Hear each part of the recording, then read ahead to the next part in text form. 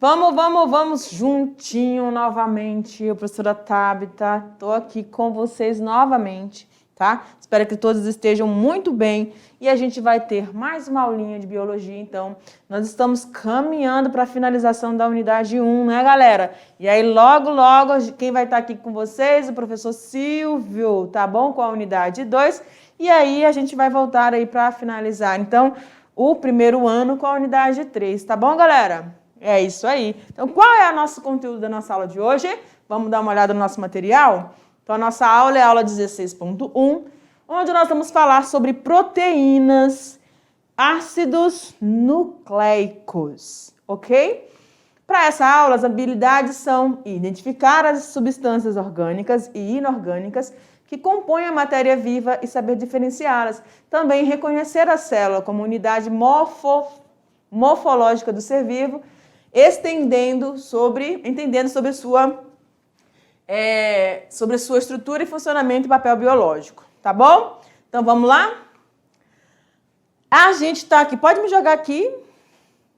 Nós estamos falando sobre as proteínas, tá? Vamos falar sobre as proteínas e também sobre os ácidos nucleicos. E essas substâncias, galera, elas são extremamente necessárias para o nosso corpo. Simples e puramente por elas estarem compondo a nossa unidade morfofisiológica funcional. Qual a estrutura que eu estou falando? As nossas células. Nós falamos já sobre a teoria celular e nós vimos que segundo a teoria celular, todos os seres vivos são constituídos por célula, não é isso? Se tem célula, tem membrana. Se tem membrana, essa membrana tem constituição proteica. Até os vírus que não são, né, ainda existe aquela discussão aí se é vivo ou não vivo, mas até eles, esses parasitas intracelulares obrigatórios, também vão ter proteínas, né? O capsídeo, tá? De proteína. Então, olha como que é uma molécula orgânica complexa, mas necessária e importantíssima para o nosso organismo. Vamos lá para o nosso slide? As proteínas são compostos orgânicos relacionados ao metabolismo de construção. Quando você pensar em construção, você vai lembrar lá, né, dos tijolinhos que são formados, né, para construir um muro, uma parede. E normalmente a gente faz a parede, constrói a parede para quê? Pode me colocar aqui no cantinho do slide mesmo. Qual é a importância desses tijolinhos quando a gente constrói um muro ou uma parede? Proteger, não é? Ou dar sustentação para algo que vai ser útil ou utilizado. Caso pode ser a própria casa, tá bom? Então, quando a gente fala de proteínas, tá aqui. Quando a gente fala de proteínas, a gente está falando dessa construção, desse processo de construção, tá? Por isso a gente colocou essa imagem aqui, ó. Tá vendo esse rapazinho pequenininho, né? E aí ele está se comparando, ele não está gostando ali da situação de estar nesse, né, menor estatura, mas ele está em processo de desenvolvimento, né? Ele está crescendo, tá? Então pode tirar aqui. Durante as fases de crescimento e desenvolvimento do indivíduo, há um aumento extraordinário do número de células e que passam a exercer funções especializadas, garantindo ou gerando tecidos e órgãos. Então, lembra quando a gente falou sobre os níveis de organização? A gente tinha lá as células, os tecidos, os órgãos, o sistema e o organismo? Ok. Então, para você ter células, você vai ter que ter a presença dessas proteínas. Por quê? Elas vão estar presentes tanto na nossa membrana, quanto também compondo as membranas das organelas citoplasmáticas. Vão estar presentes no citoesqueleto. Vamos dar uma olhada aqui no nosso material. Olha lá. Essas proteínas possuem um papel fundamental, não só no crescimento, já que muitas delas desempenham um papel estrutural nas células, isto é, são componentes de membrana das organelas, né, dotadas de membrana, porque a gente vai ter os ribossomos que não têm membrana, do citoesqueleto, dos cromossomos. E para produzir mais células é preciso mais proteína. Sem ela, não há crescimento. tá? Não há crescimento normal. Então, se você tiver alguma alteração proteica no seu organismo, pode ser que o seu desenvolvimento de atividade, né, para o seu crescimento não ocorra satisfatoriamente, tá bom? Seguindo, as proteínas são macromoléculas formadas por uma sucessão de moléculas menores conhecidas como os aminoácidos. Lembram? Deixa eu ver se pode me colocar aqui. Deixa eu ver onde é que eu fico. Vou para cá. Não vou para cá não, vou para cá. O que está acontecendo? Você lembra quando a gente falou sobre a teoria da evolução química? Lembra, né? Porque você é um aluno muito esperto. Quando a gente estava falando sobre ela, a gente falou lá de Opara e Haldane, aí a gente viu que lá na água, né, começou a haver uma mudança, uma alteração, uma junção de moléculas para formar os coacervados. Está lembrando disso, né? Para dar origem aos coacervados, né, você teve inicialmente as substâncias mais complexas, proteicas, e antes disso você teve as moléculas orgânicas menos complexas, que eram os aminoácidos. Então, esses aminoácidos são que vão dar estruturação às moléculas de proteínas, que podem ser moléculas gigantes, macro ou moléculas intermediárias aí, tá bom? Pode tirar? A maioria dos seres vivos, incluindo o homem, utiliza somente cerca de 20 tipos diferentes de aminoácidos para a construção das suas proteínas. Com eles, cada ser vivo é capaz de produzir centenas de proteínas diferentes de tamanho variável. Olha só aqui. Então, nós temos no organismo, tá? Nós temos para o funcionamento do nosso corpo, a produção dessas proteínas, nós contamos apenas com 20 bloquinhos, ou seja, 20 aminoácidos. Só que tem uma situação aqui, porque nós temos os aminoácidos essenciais e aqueles que nós precisamos, né? Aqueles que nós já produzimos, né? Naturalmente. Vamos dar uma olhadinha? Então, olha só. Cada aminoácido é diferente de outro, no entanto, todos vão possuir alguns componentes comuns. Então, quais são os componentes comuns? Está ali marcado, né, identificado. O grupo amina, NH2, e o grupo carboxila, COO4, tá? COO4. Então, esses dois grupos vão estar ali sempre presentes em todos os aminoácidos. Aí você tem ali, ó, acima, porque o carbono, galera, deixa eu mostrar aqui, pontuar aqui para vocês. O carbono é um elemento químico que vai estar presente, né? Cadê o meu? Onde que vai aparecer? Aqui. Canetinha, beleza. Então tá aqui, ó. O carbono, ele vai realizar 4 ligações. Numa ligação, ele vai se unir ao grupo amina. Na segunda, ele vai se unir aqui ao grupo carboxila. A outro, o hidrogênio, e outro, o radical, nessas 4 ligações. Então, esse aqui, amina e carboxila, vão estar presentes em todos eles, tá? Todos os 20 aminoácidos que você vai encontrar na natureza necessários para o seu desenvolvimento. Esse aqui, o hidrogênio e o radical, pode ter uma variação de um aminoácido para o outro, tá? Então, fica aí a dica para você não estar esquecendo dessas informações. E agora nós vamos conhecer os aminoácidos essenciais. Se é essencial, eu necessito, né? E os naturais. Por que naturais? Porque eu produzo, eu consigo, né? Eu já tenho, não preciso me esforçar para obtê-los, tá? Vamos lá. Todos os seres vivos produzem proteínas? Sim, todos os seres vivos têm proteínas, tá? Tem célula, obviamente vão ter proteínas. No entanto, nem todos produzem os 20 tipos de aminoácidos. Tipos de aminoácidos necessários para a construção das proteínas.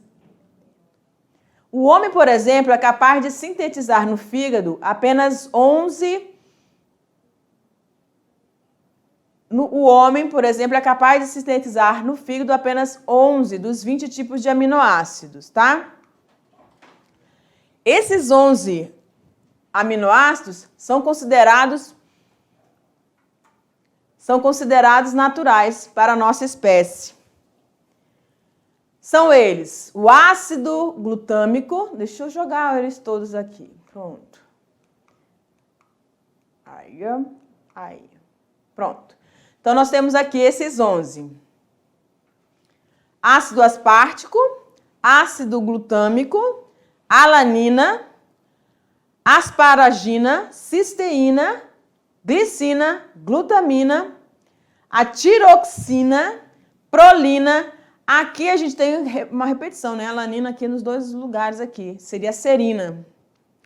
A arginina e o ácido glutâmico. Tá bom? Então aqui pode riscar aí que seria a serina, tá bom? Vamos lá. Então esses 11 você já tem no seu organismo. Ótimo, que maravilha. Só que agora você vai ter que correr atrás dos outros 9, né? Porque são 11 aminoácidos aí que você vai precisar para constituir as suas proteínas. Os outros 9 tipos que não sintetizamos são os essenciais e devem ser obtidos de quem os produz, no caso as plantas ou os animais, certo? Vamos ver quais são esses 9 tipos de aminoácidos. Então nós temos aí as histidinas, fenilalanina, isoleucina, a própria leucina, lisina, metionina. Menino, tu não vai, presta atenção aqui, joga eu aqui na tela. Tu não vai se encantar com esses nomes, jogar um menino, né? Não botar o nome do teu filho de Treonina, não, viu? Nem Valina. Valina! Pela fé, né, gente? Só pra gente descontrair. É muito nome, né? Nomes triptofano. Até que causa uma certa imponência, né? Trofano, por favor. Ok, mas não, né? Nem pra cachorro, né, gente? Cadê o aqui? O fenilalanina. Já pensou na raiva? Fenilalanina! Meu Deus. Tá bom, mas pode me tirar. Esses são os 9 tipos de aminoácidos essenciais. Você não produz, mas você precisa adquirir ou obtê-los, tá bom? Então vamos lá? Vamos ter uma visãozinha, né, espacial então das proteínas. Olha aqui. Então, essas bolinhas em verde são a sequência de aminoácidos. Todos aqueles nomes lá que misturam aqui, tanto os essenciais quanto os naturais, tá bom? Uma sequência de aminoácidos, cuja sequência é determinada geneticamente, apresenta vários aminoácidos unidos por meio de ligações peptídicas. Olha aqui para mim. Nós falamos dos carboidratos, lembram? Nós falamos que quando você tem 2 monossacarídeos, você forma as ligações glicosídicas. Lembram disso? Lá na substância orgânica, a água, você viu que a gente tem as pontes de hidrogênio, tem as ligações covalentes, né? Lembra lá? Tá esquecido? Ligações covalentes é aquelas que vão unir o oxigênio aos 2 átomos de hidrogênio. E quando você tem as várias moléculas se unindo, formando a coesão, lembram? Certo. Aí você tem aquelas ligações de pontes de hidrogênio, que são difíceis para serem quebradas, são as mais resistentes, tá bom? A professora Sabrina aí, professor Almeida, que vão dar uma spoiler para vocês isso aí, tá bom? Vamos seguindo? Então, dependendo, tá? Dependendo dessa sequência, e a gente não tem o controle disso, isso cada um desses aminoácidos que vão ser inseridos para formar as nossas proteínas, é uma informação do código genético, tá? Então, ele que vai determinar qual é o aminoácido que vai aparecer ali na sequência. Tá bom? Ocorre, porém, que o papel biológico da maioria das proteínas depende de uma forma espacial muito mais elaborada. Então, a gente pode ter aqui, gente, olha só. Deixa eu ver se eu ainda tô. Você pode ter, tá? Um aminoácido atrás do outro, formando uma cadeia, vamos dizer assim. Ou você vai ter essa espiralização, né? Dos aminoácidos, onde eles vão como se eles fossem se enrodilhando, tá? E aí você vai ter essa conformação aqui, que eles vão se formando os novelos. E aí aqui, ó, você pode ter vários deles, tá?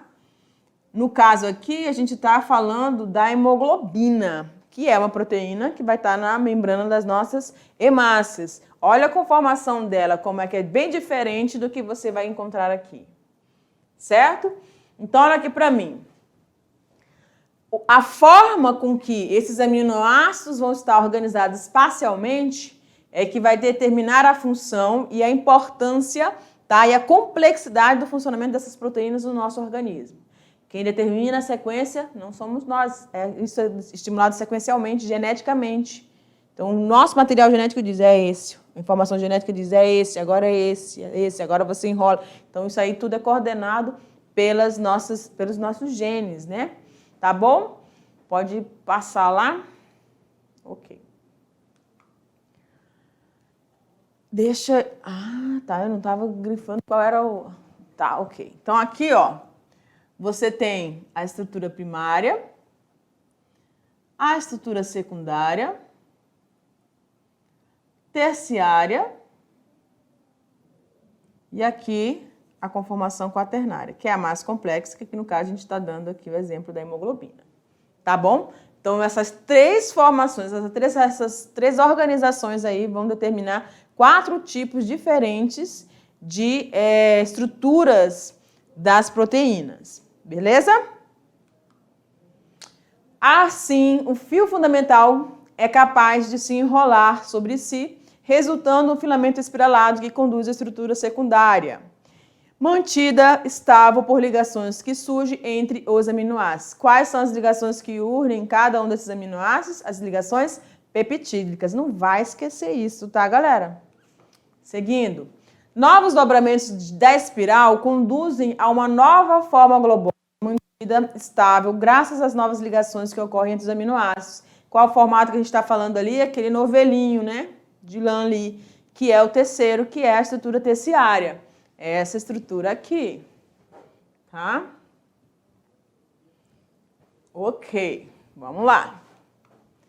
Estruturas terciárias globosas unem-se originando uma forma espacial muito mais complexa, determinante do papel biológico da proteína. Essa nova forma constitui a estrutura quaternária dessas proteínas.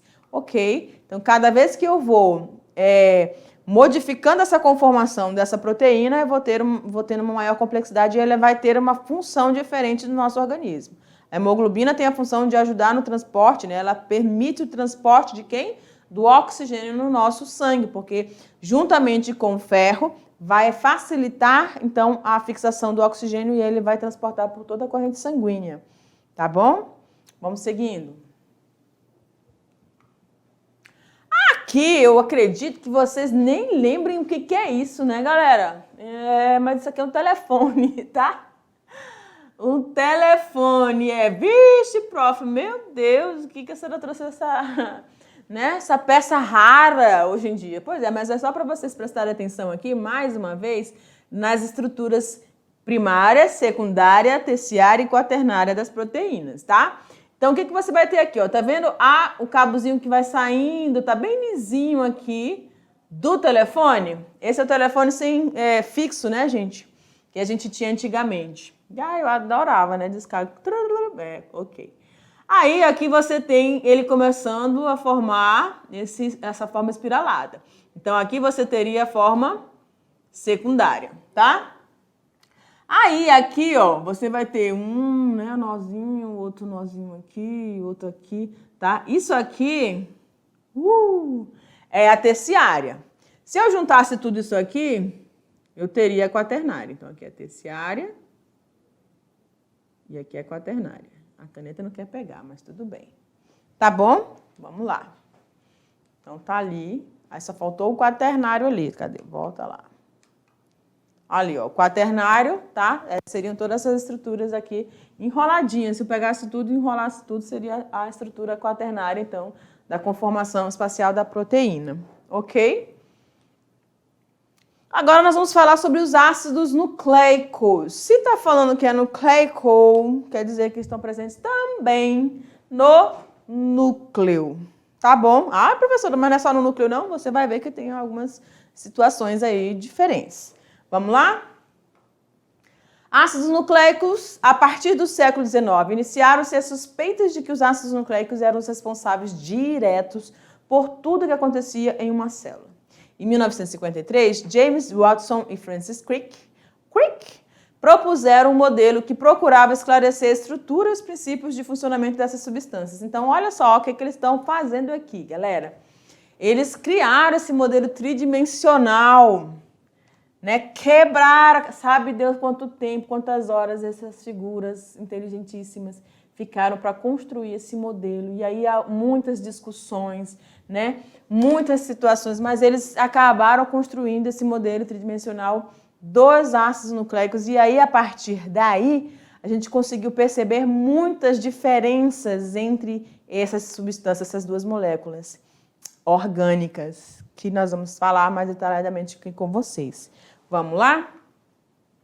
Os ácidos nucleicos são moléculas gigantes, chamadas de macromoléculas, formadas por unidades monoméricas, conhecidas como os nucleotídeos. Bom, prof, aí tem um monte de uma imagem toda colorida, que linda, é verdade, muito bonita, né? Então, olha, aí eu queria que você prestasse atenção primeiramente aqui, ó.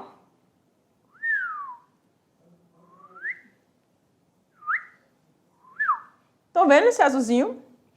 Isso aí é uma pentose. Lembram que a gente falou que os monossacarídeos, que são os carboidratos, podem ser trioses, tetroses, pentoses, hexoses? Ok, então tá aqui a nossa pentose. Isso quer dizer o quê, prof? Mesmo que tem 5 carbonos, tá bom? Ok. Essa pentose, ela se liga quimicamente a uma base nitrogenada. Tá aqui, ó, a base nitrogenada. E também a um grupo fosfato. Isso aqui, esses são os principais componentes, então, que você vai encontrar num nucleotídeo, tá?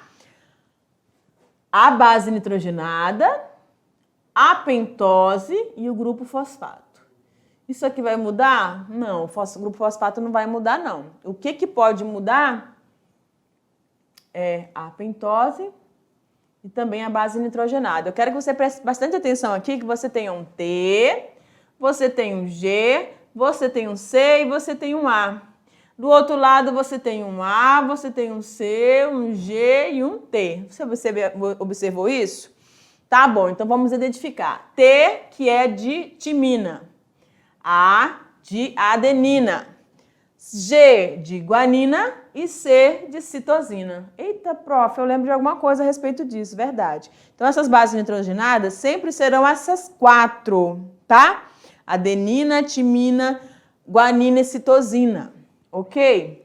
Só que quando eu tenho a presença da timina, eu vou ter um tipo de ácido nucleico. Mas te acalma aí, aguenta teu coração. Eu quero que você preste atenção aqui nessa ligação, ó. Timina com adenina, guanina com citosina. Sempre vai acontecer dessa forma, sempre, tá? A citosina sempre vai se ligar à guanina e a adenina, ela vai ter uma diferença aí. Ela pode se ligar à timina ou pode se ligar à uracila. Mas vamos seguindo aqui para a nossa sequência. Outra observação que eu gostaria que vocês fizessem é que parece que esse lado aqui, ó, parece que está de cabeça para baixo, né? Pois é, porque nós estamos aí representando a estrutura de um dos ácidos nucleicos, que é o DNA. Então, ele tem diferença. Vamos dar uma olhada nas imagens para a gente ficar visualizando melhor. Um açúcar do grupo... Ah, tá. A composição, então, das estruturas dos nucleotídeos. Então, ele tem um grupo pentose, né? Monossacarídeo com 5 átomos de carbono. Não vai esquecer isso, que é aquele azulzinho que a gente mostrou na imagem. Um radical fosfato, derivado da molécula de ácido. Uma base nitrogenada, que eu apresentei para vocês, aquelas 4 lá. Timina, adenina, citosina, guanina. Tá bom? Aqui, a imagem de um desenho, né, melhorzinho aqui, então, o grupo fosfato, a pentose e aqui a base nitrogenada, que pode ser uma daquelas 4. E aí também a gente vai inserir a última, que seria a uracila. Então, esses dois, a pentose junto com a base, vai formar o nucleosídeo desse nucleotídeo. Porque os 3 juntos vão formar o nucleotídeo em si. Tá bom? Tudo tranquilo? Tudo certo? Então, esses nucleotídeos vão formar, então constituir, são estruturas que vão constituir os nossos ácidos nucleicos. Tá bom? Fosfato, a pentose e a base nitrogenada. Tá bom? Vamos seguindo. De seus 3 componentes, açúcar, radical fosfato e base orgânica nitrogenada, apenas o radical fosfato não varia no nucleotídeo. Os açúcares e as bases nitrogenadas sofrem a variação. Foi o que a gente estava falando, né? E aí eu volto aqui para essa imagem, lembram? Olha! Aí lá na aula de carboidratos, nós falamos aqui, nós até enumeramos, né? Aqui, ó, 1 carbono. Eita, que essa canetinha. 3. Tem hora que ela não quer pegar, né? Tá. 1, 2, 3, 4 e o 5, que é a pentose. Tá bom? Tudo bem? Tudo tranquilo até aí? Aí você tem aqui, ó, lembra da hidroxila, né? Beleza. O grupo fosfato aqui e a base. Essa base pode ser ou a citosina, ou a guanina, ou a timina, ou a adenina, tá? Mas, no caso, a gente tem aqui a ribose. O açúcar predominante aqui é a ribose, tá bom? Predominante não, que está presente, né? É a ribose, que tem o grupo hidroxila, lembram? Então, isso aqui é uma molécula de RNA. Por que eu sei disso, professora? Porque eu tenho uma ribose. Se eu tiver a desoxirribose, ou seja, quando eu perco um oxigênio dessa hidroxila, eu tenho só o hidrogênio, então eu sofri a desoxirribose. Agora eu tenho, então, o DNA. Então, entre o DNA e o RNA, eu posso bater o olho e já identificar essa diferença de pentose. Ou eu posso ter os 4 carbonos ligados à hidroxila, ou eu posso, os 5, né, desculpa, ou os 5 carbonos aqui ligados somente ao hidrogênio, no caso do desoxirribose. Tá bom, galera? Então, prestou atenção aí que a diferença aí dos carboidratos, né, que é a pentose, tá aí presente e é diferente entre uma molécula e outra. Vamos lá. Aqui, deixa eu mostrar todas elas que eu acho elas lindas, gente, né? Então, o que eu queria que você observasse com essa imagem, galera? O A de adenina, lembram lá? O C de citosina, o G de guanina e o T de timina? Ok. Quando eu tenho essas 4, obrigatoriamente essas 4, eu vou ter o DNA. Por quê, professora? Porque a timina só aparece no DNA, tá? Outra observação que eu queria que vocês fizessem. Tá aqui a pentose, ó. Linda e maravilhosa, tá? Beleza. E aí, você vai ter aqui o grupo fosfato. Olha a adenina, ela tem 2 anéis de carbono. Olha a guanina, também. A citosina tem 1 e a timina também tem 1. Então, no nucleotídeo, o que você vai ter? Citosina sempre se ligando à guanina e adenina se ligando à timina quando a gente tem a molécula de RNA. Tá bom? Isso vai estar presente, então, nessa estrutura aí do nucleotídeo que vai compor, então, a molécula de DNA. Vamos para a próxima. Agora aqui, você está vendo a estrutura, né? E a gente consegue ver aqui, ó, a dupla hélice do DNA, que também é uma característica desse ácido nucleico, além de ter a timina aqui especificamente dela, tá bom?